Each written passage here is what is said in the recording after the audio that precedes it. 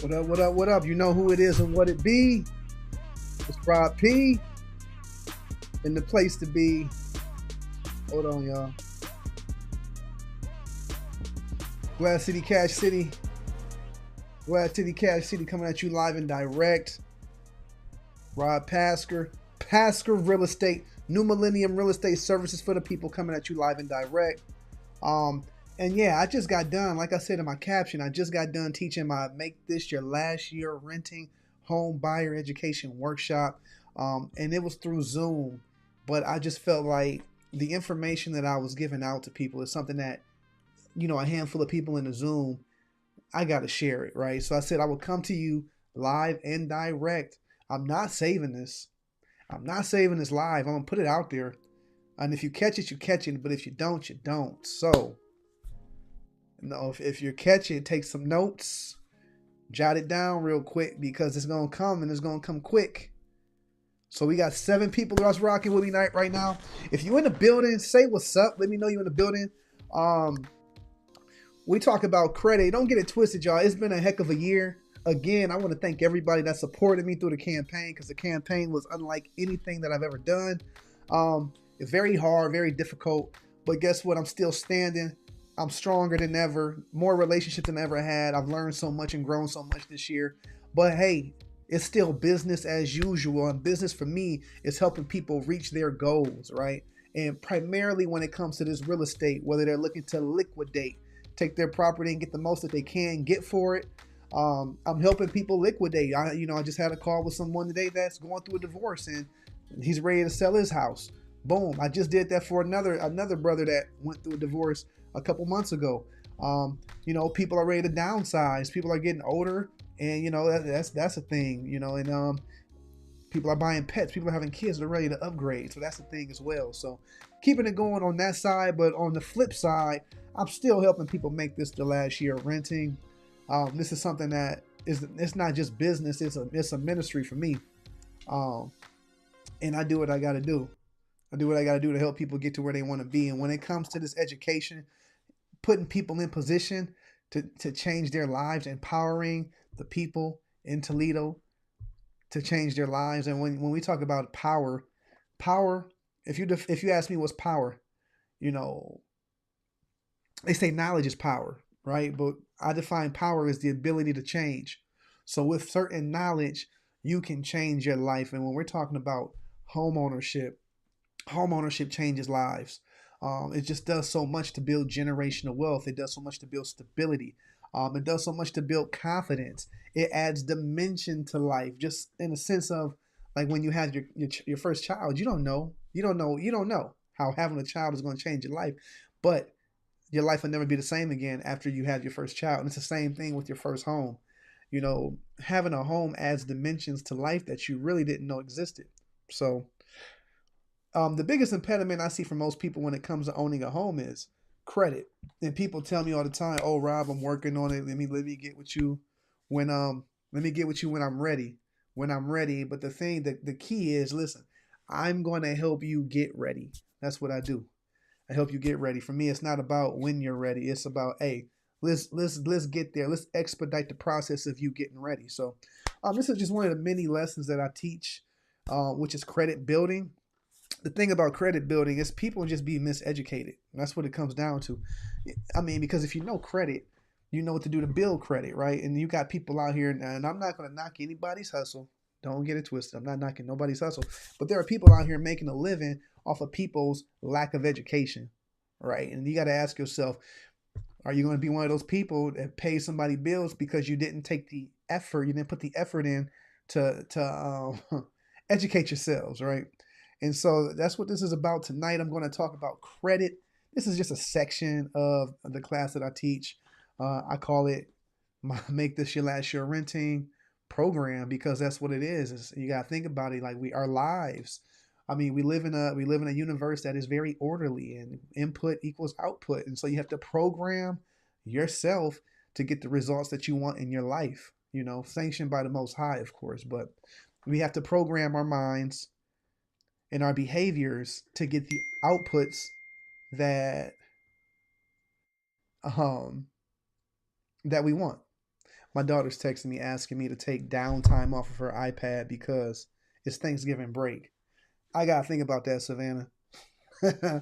Whatever the case, I digress. Let's get into it. But before I get into it, I just want to let you know how it goes down. If you're watching right now, put a 1 in the chat. We got 8 people rocking with me. Let me know you're in the building. Let me know I'm not talking to myself. Right? Hit that like button. Hit that heart button. Because the more you interact with this will be the further Facebook pushes it. And this is going to change some people's lives, this information. Because there's people that literally are looking to make this their last year renting. Come on. Hold on, let me pull up my comments because I need to know who's rocking with me. In the meantime, check this out real quick, and I'm going to be right back. Might just see your name. I got a whole list of hosts for you to see. You got to see the same ones. Ooh, I love the way you let me prove you lost. Wanna say thank you, but you still gotta see your dark sin, or he won't take it. It's hard time that you wasted, and we ain't got time to waste. You pick the right ones to put you in your place. You work hard and you're ready for your own space. Those kids watching and they growing. You want more from them, so let's show them. So let's cop you some real estate. Yeah, I got bars. Okay, shout out to everybody that's rocking with me. Melinda Aldridge, entrepreneurship. Okay, let me tell you something. Entrepreneurship, if you ask me, America is made for entrepreneurs. America is made for business owners. When you look at the tax code, right, and people call them tax loopholes, but when you talk about the tax code tells you what's prioritized in America, and what's prioritized: business ownership and home ownership, because business ownership and just say property, home ownership, has some of the two most numerous tax loopholes are in business ownership and home ownership. So, hey, I'm a supporter. I live entrepreneurship. I was raised as an entrepreneur, hence that's the lifestyle that I'm living. And I think that everybody should put themselves in a position to create multiple streams of income, even if it's not about necessarily business ownership, because, if you know anything about like Robert Kiyosaki, and we talk about the business quadrants, there's different ways to participate in business, and entrepreneurship is one, owning is one, but there's also investing as well. So as long as you're investing at very minimum, you can put yourself in a position to be financially free. And I define financially free as the point where your passive income, your residual income, is bringing more income in per month than what your monthly expenses are. And we could talk about that all day. Shout out to my man, Yogi. He been putting in work. The most consistent podcast host in Toledo, hands down. And he gets some bomb-ass interviews as well. So shout out to Yogi. I'm getting my shout-outs in before I go into how I raised my credit score 100 points in 8 months. Shout out to Maria, Tex-Mex Radio in the building. That's what I'm talking about. I want to interact more with Tex-Mex Radio. Tex-Mex Radio really came for me. I didn't get hip until, Roberto Torres' campaign. Shout out to Roberto Torres. Shout out to him. But Tex-Mex really held it down, and I'm happy to see that. We need to support our local media in Toledo, Ohio. Yep. Shout out to you all. So let's get to it. Let's talk about credit. People talk about cash is king, right? And I say that all the time. Cash is king, but credit is power. And I just define power. Power being the ability to change. And with credit, you can change your life, And I think the biggest distinction that people need to make with credit is we don't use credit to survive. We don't use credit to buy toys. We use credit to purchase assets. Not just assets, but assets that are going to appreciate, and preferably assets that produce income, right? And that's how like I said, that's how we build wealth. It's not being a millionaire is not necessarily just about having $1 million in the bank. It's about owning $1 million worth of assets. And you can do that with credit without having to stack your cash up. You can do that. For instance, and I'm just kind of talking about the mindset behind credit. Because once you understand the power of credit, because cash is king, but credit's power. Once you understand the power of credit, then that puts you in the mindset to Let's figure out how this game works. And that's all it is a game. Because at the end of the day, you want more points. And the more points you have, the more you win, right? So think about this. If you have $100,000 in cash, what can you do? You can do a lot. But let's just talk about from the standpoint of real estate. Cash is king, but credit is power. So of course you could take that $100,000 and go buy $100,000 house. And you're not losing. I mean, ultimately, you're not losing if you take that cash and buy $100,000 house. But at the end of the day, think about it. That's $100,000 that you sunk into the house. Now, you could take out a home equity line of credit. But you got to have credit, right? You got to have a certain credit score to do that. You could refinance the property and, cash out and take that 100 and start to buy more property. But you got to still have to have credit to play those type of games, right? Or on the flip side of that same $100,000 house, you can go get a FHA loan that's 3.5% down. So out of that $100,000, you're spending $3,500. So that means that you're still sitting on $96,500. So you could have your house, and let's just say let's just say you spend $6,000 altogether, including closing costs, which is, it is what it is. But even still, $94,000 out of that $100,000. And what are you going to do with it? You're going to take that $94,000 and put it into a vehicle that's going to bring you 10, 12, 15% interest year over year, right? And now you're making money, right? Because you're investing in something that's going to bring you a higher interest rate while you're still paying 6, 7% interest for the house. You're making money by putting that money into something else outside of just that house. And that's the power of credit, and that's what the wealthy people do. They don't spend their own cash money. They use credit to get what they need, invest, and then they take their money and they invest it. So they use credit to get the assets, but they take the cash that they have and they invest the cash to get more interest. And that's the power, man. That's the power. That's the power of it. Yes, sir. Hey, Yogi, anytime. Anytime, man. Anytime, my brother. Anytime. Anytime. Yes, I got you. Anytime. But let's talk about it. So people talking to me all the time. And if you're watching right now, like I said, hit that share button. Do me a favor, share it to your favorite group. Share it to your favorite group. And shoot, let's get into it, right? Because like I said, I'm not saving this. I'm not saving this live. If you catch it, you catch it. If you don't, you don't. But I'm about to get into it here. Let's go. Let's go. Let's go. So when we talk about home ownership, all right, you got to jump through some hoops to achieve home ownership, but it's worth it. I can tell you that. Things that you need, right? 2 years of income. You got to be making money to purchase a property, straight like that. And the banks want to see at least 2 years of income. I mean, and that could be 2 years of W-2. If you're self-employed, they need 2 years of self-employment. If you're on Social Security, disability, they want to see 2 years of that.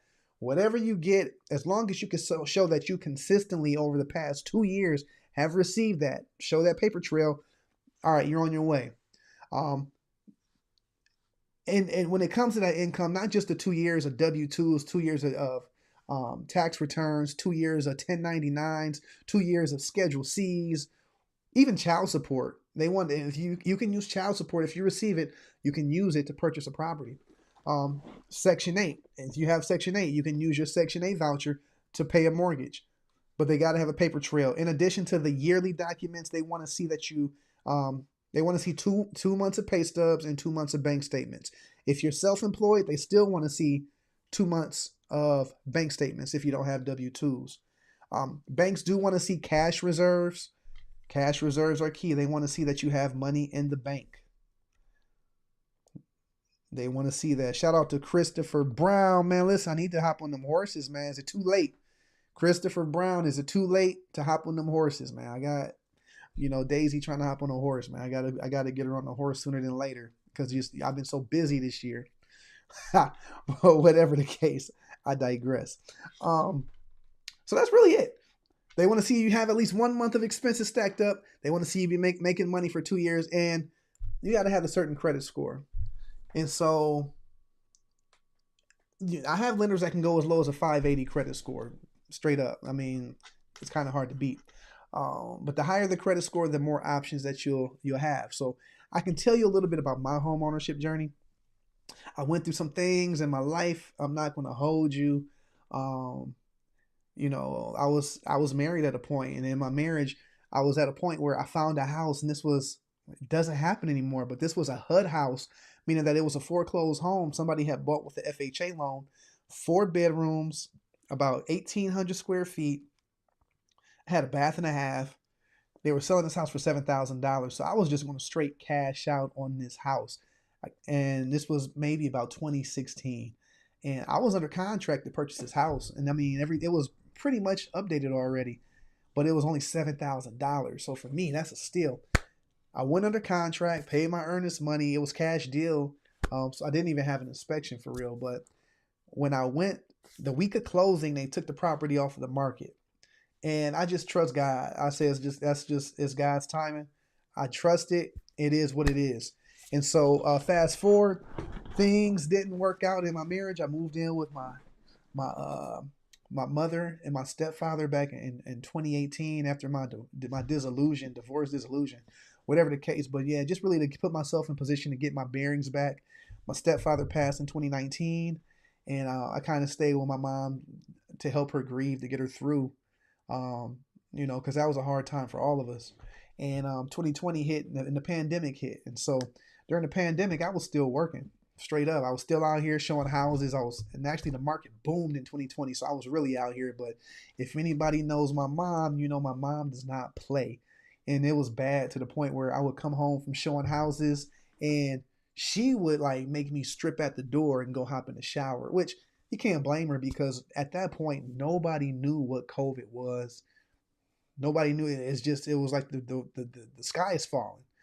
We've never been anything like that, but and it got to the point where I was like, I can't do this. I can't live like this.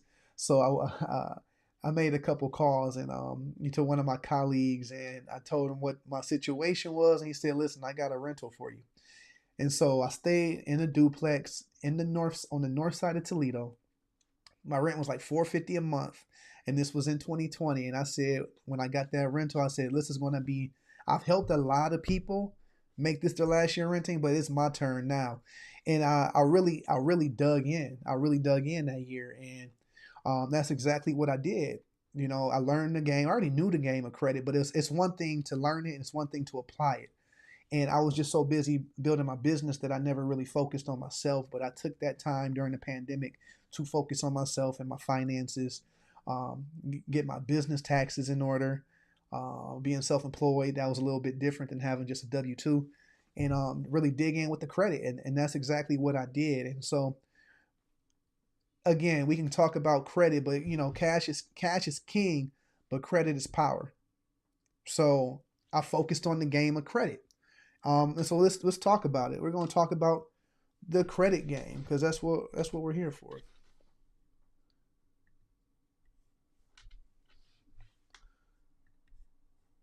Yeah, let's get into it. Oh, I didn't mean to do that. We don't want that. Here we go. And if you're rocking with me right now, put a little house emoji in the chat. Put a house emoji in the chat, because we're going to talk about credit. I'm about to break down the science of credit. We're going to talk about how to get these points, because the more points you get, the more you win. The more points you get, the more we win. And the more we win that's what we want in life. We want to win. Who don't want to win? We all want to be winner. Winner, winner, chicken dinner. Chicken dinner. All right. Here we go. We got 13 people watching. Hey, do me a favor. Hit that like button. Hit that share button. Hit that follow button. Let's go. I want to put some music on, but I don't want to. I'm going to put some music on so I can flow a little bit. All right. All right. Yeah, because I got the keys.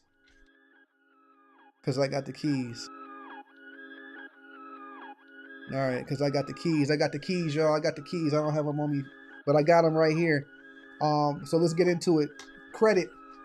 Cash is king, but credit is power. If you want anything in life, you can have it. But you got to play the game to get it, unfortunately. And it's worth playing the game. And like I said, credit is literally a game. You do certain things, you get certain points. Once you get a certain amount of points, you get to the next level. So I kind of talked about this already, why credit matters, because like I said, cash is king, but credit is power. And it is what it is. There we go. Shout out to Kiasia. Oh, y'all rocking with me. I love it. I love it. Hold on. Before I get into this, let me get my shout outs in one time for the one time. We in the building. Y'all rocking with me. I'm loving it. Big Karma in the building. Big Karma tapped in. That's what I'm talking about. MD. 20 years in the game. OG. Shout out to MD in the building. Candy coated. That's what I'm talking about. Ladies, what it do? What's happening? Kiasia in the building. Melinda be rocking. She be rocking with me. I love Melinda. Anna Boo, what's happening? What's popping? Let's get it. All right. Let's get into it. I digress. Hit that share button for me. All right, let's get back into it.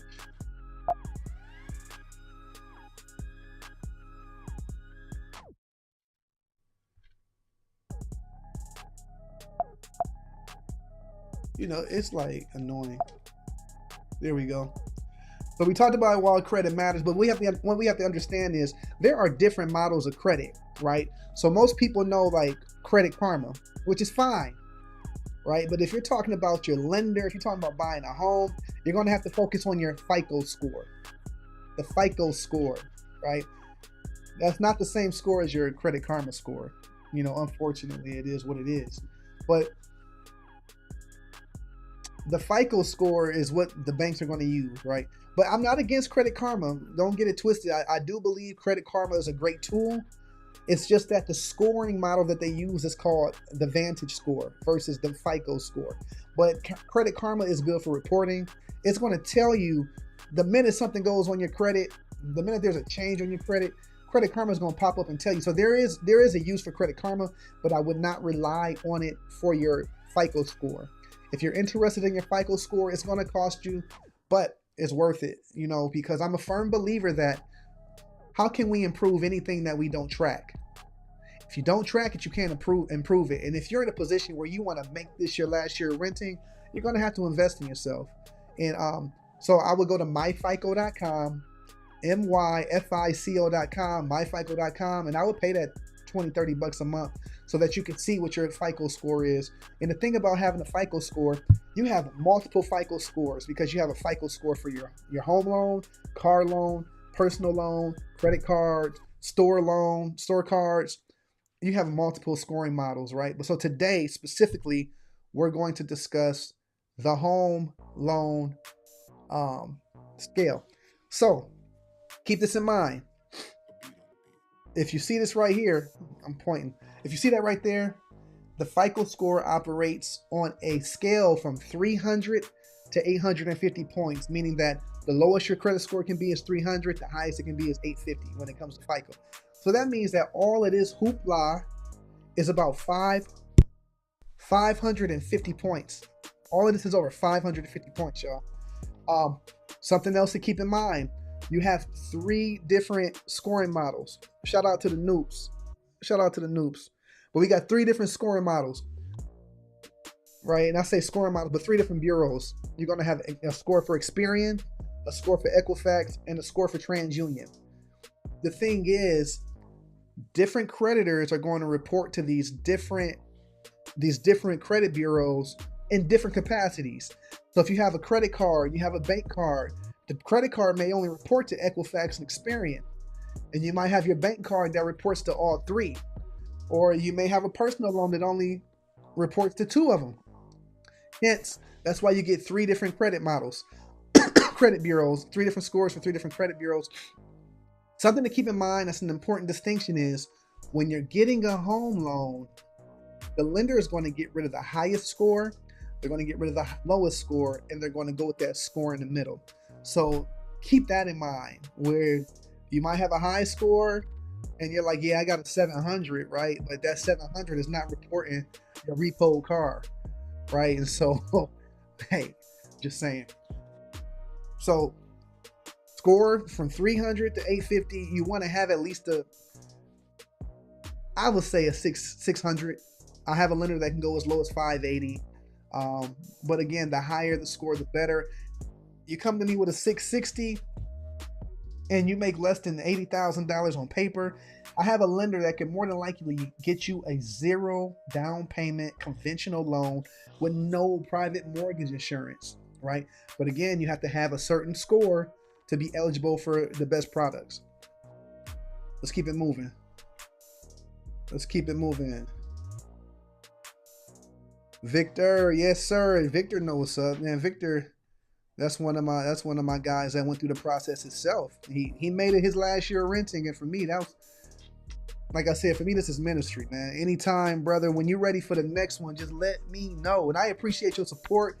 Victor also let me put one of my signs in his yard. Got me some great coverage. So shout out to him, my guy. All right, let's keep it moving over here. Let's keep it moving. Next. So we talked about the different credit bureaus. We talked about the FICO score. We talked about the scale from 300 to 850. That's 550 points. But what we can discuss now is how to actually get those points, right?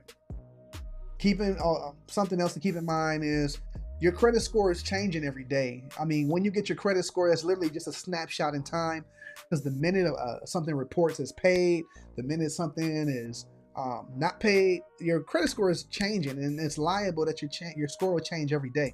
And that's why I do recommend something like Credit Karma that is free, that monitors your credit and lets you know when there are changes. All right, so this is the game in the heart. This is the game in a nutshell. If you understand this, then you're going to be able to put yourself in a position to win. And so there are 5 key factors that make up your credit score. So that means there are 5 different ways that you can get points that will build your credit score. So let's talk about it, right? Let's talk about it. The most important factor is going to be your payment history. It's really just as simple as making payments every month on your credit bills. And I can go on. I can go on. I'm going to just go on. So payment history. When we talk about payment history, we're not just talking about all your bills. We're not talking about your electrical bill. We're not talking about your gas bill. We're not talking about your phone bill. We're talking about credit bills, credit cards, car loans, personal loans, home loans. If you had to fill out a credit application to get it and it's on your credit report, that's what counts. Your payment history accounts for 35% of your score. That's the majority of your score if you're looking at this. With that being said, out of 550 points, that means that paying your credit bills on time every month is worth 192.5 points. 192.5 points come from you just paying on time every month. Put your things on auto pay. Put your credit bills on auto pay. It's as simple as that. Second to that is going to be your amounts owed, which accounts for 30% of your credit score, or 165 points right here. So between the two, that's 65% of your credit score comes from paying on time and keeping your balances low. So when we talk about amounts owed, another term that you'll hear for that is credit utilization. Credit utilization ratio. And again, I'm dropping these jewels. Feel free to screenshot, because I'm not keeping this live up. If you catch it, you catch it. If you don't, you don't. It is what it is. That's why I'm telling you to share it. There we go. There we go. Shout out to Lady Lovely's in the building. Shout out to Lady Lovely. What it do? What's happening? What's popping? You already know. But anyways, credit utilization. I digress, people. Oh, let me come back. I got to come back. Back like I never left. Credit utilization. And I can talk to you more about that. I'm going to talk to you more about that on the next slide. The length of credit history is another one that's worth 15% of your credit score. That's 82.5 points. So length of credit history means don't close your credit cards. I think a distinction that I should have made earlier is you have 2 different types of credit. You have installment credit and you have revolving credit. So installment credit is We're going to give you a lump sum, and you're going to pay that back in installments. Literally, installment loan. Literally, home loans, car loans, personal loans. We'll give you a lump sum, and then you're going to pay it back in installments until it's paid off. That's going to get you your payment history points. It does affect your amounts owed to some degrees, but not like revolving credit. And it's also going to affect your length of credit history. The thing about installment credit is once you pay it off, the account closes, and when that account closes, all those points go away. It no longer affects your credit report. So that's why when you get a car loan and you pay it off, it's great to have a car loan because it builds your credit, but when you pay it off, your credit score drops. That's because you lose points from the length of credit history when it closes. So that's that. Now you also have revolving credit, right? That's the second type of credit, installment and revolving. And think of revolving like a revolving door. They make this much money available to you. You spend some, you pay some back. You spend some, you pay some back, right? And so, I mean, with that being said, you get more points for using your revolving credit than you do installment credit. So revolving credit is going to be credit cards, credit lines, lines of credit, trade lines, right? So you're going to get points for that payment history, paying every month on time. The amounts owed, 30% of your score is going to come from your credit utilization. So keep it simple. You go to the bank and you take out a $300 secured credit card, which we'll talk more about the different types of credit you can take out. But you take out a secured credit card, $300. So that means if you want to get the most points for using credit cards, you don't use credit cards for survival first. Credit cards are not for survival. Credit cards are for building your credit so that you can purchase assets, right? And so you want to get to the point, I can't tell you what you want, but a point that you do want to get to, at least I want to get to, is where I have $50,000 of revolving credit available to me. Not to say I need it to survive, but it's nice to have something to fall back on if necessary in case of emergency. But that's $50,000 that I can use to purchase assets that I can monetize and create passive and residual income. But you got to start small, even if it's like a $300 secured credit card. The key to building points with revolving credit is to keep that balance below 10% of the maximum. So on a $300 secured credit card, the goal should be to keep that balance below $30. If you got a $200, you got a $300 card, even if it's a $200 card, keep the balance below $20. You take a bill, it could be a Netflix bill, could be whatever it is, Netflix, whatever you pay that's less than 20, less than 30 bucks per month, auto pay that onto the credit card, then auto pay the credit card from your bank account. And forget that you have the credit card. That right there is going to put your credit on automation because you're getting points for the payment history, the amounts owed. You get more points when your balance is below 10% of the max. And then the length of credit history. Revolving accounts never close unless you request to have them closed or unless you don't pay them. My mother, I'm not meaning to put my mom's business out there, but I got to tell y'all the truth. You know, my mom opened up a JCPenney card in the 80s, right? Probably the year I was born or around when I was born.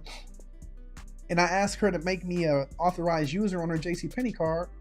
And she did that. And I got over 35 years of credit history because I'm an authorized user on this old credit card. And so that illustrates the point that you don't close revolving accounts. You don't close credit cards. If you can't manage them, yeah, close them. But you don't close them because when you close them, you lose all of that credit history, 15%. You do get points for diversifying the credit. That's the types of credit used. That means you want to have a credit card from a credit card company. You do want to store a card. You want to get a bank card. That's three different types of revolving credit. And those 3 different types of evolving credit will get you some of those 55 points. In addition to that, new credit.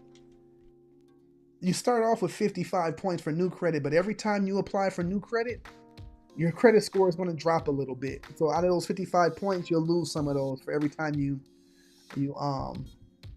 apply for credit. But I'll talk more about that here shortly. But all in all, in a nutshell, that's the game. But I'm going to go into detail about these different